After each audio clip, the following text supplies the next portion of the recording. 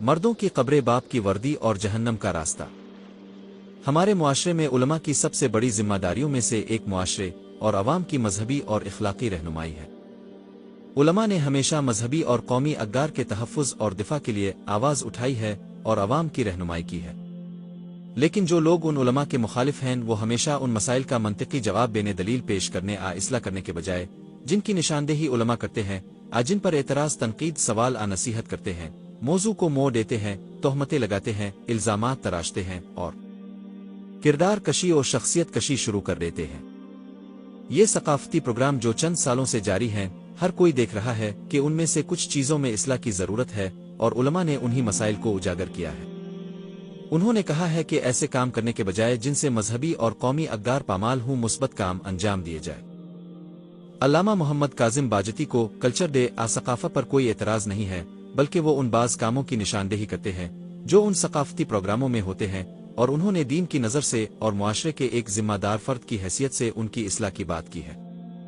نہ صرف قومی مسائل بلکہ انہوں نے اپنی تمام مجالس اور تقاریر میں مذہب کے نام پر مذہب کے ذریعے ہونے والے نامناسب کاموں، رسموں اور عملوں کی مخالفت کی ہے اور ان کی اصلاح پر زور دیا ہے۔ لیکن ان کے مخالفین نے ہمیشہ کی طرح اس بار بھی اصل موضوع کو بدل کر انہیں ثقافت مخالف قرار دے دیا ہے اور توہین، گالی گلوہ اور کردار کشی کا راستہ اختیار کیا ہے۔ حالانکہ تنقید کا جواب بلیل سے دیا جانا چاہیے۔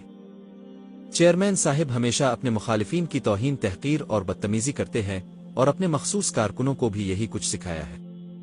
اس سے پہلے وہ مختلف سیاسی شخصیات کو مردوں کی قبریں اور ان کے باپ کہہ کر یاد کرتے تھے، یعنی بدترین توہین و تحقیر کرتے تھے، اور اب انہوں نے جہنم کا راستہ دکھانا شروع کر دیا ہے۔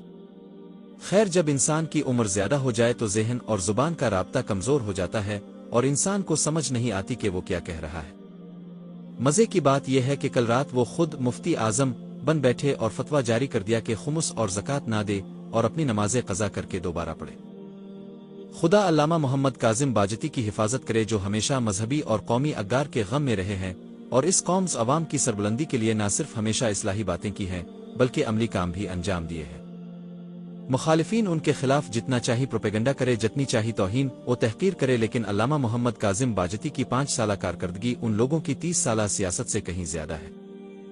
جس طرح علامہ محمد کاظم باجتی نے قوم کے نوجوانوں اور بیٹیوں کی حمایت اور حوصلہ افزائی کی ہے، اور جس طرح تعلیم و معیشت میں عوام کی رہنمائی اور تعاون کیا ہے، ان نام نہاد مخالفین نے ایسی کوئی خدمات انجام نہیں دے۔ یہاں تک کہ قوم کے نوجوانوں کی حوصلہ افزائی کرنا بھی ان مخالفین نے خود علامہ صاحب سے سیکھا ہے، اور اب سوشل میڈیا پر انہوں نے بھی یہ کام شروع کر دیا ہے، جو کہ ایک اچھی بات ہے۔ چیئرمین صاحب نے ہزارہ ثقافت کے دن پر لوگوں کو اپنے گرد جمع کیا، لیکن نہ تو ہزارہ کی تاریخ پر بات کی اور نہ ہی ثقافت پر، بلکہ ہمیشہ کی طرح اپنے مخالفین کو بے ادبی سے یاد کیا۔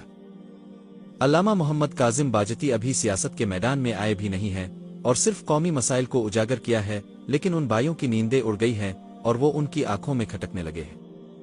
اب کے ان کرتوتوں سے نہ تو علامہ کاظم باجتی کا حوصلہ کم ہوگا اور نہ ہی ان کے عزم و ارادے متزلزل ہوں گے۔